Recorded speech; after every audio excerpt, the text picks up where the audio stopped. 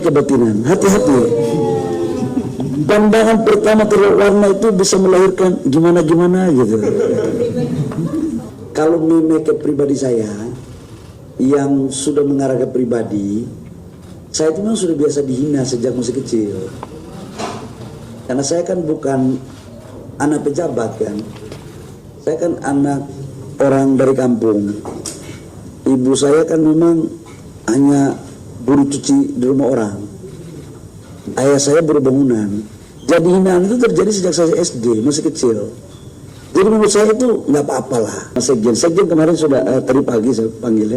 Sekjen coba panggil itu adik-adik kita. Ya pastilah mereka juga kan manusia ya, manusia. Jadi ya itu pasti ada rasa spontanitas ya, manusiaan aja sebenarnya.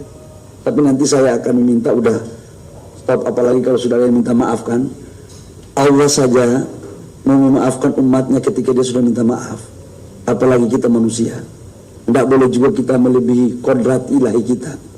Jadi insya Allah saya akan memanggil adik-adik saya itu, saya organisasi untuk udah, kalian sudah minta maaf, udahlah maafkan.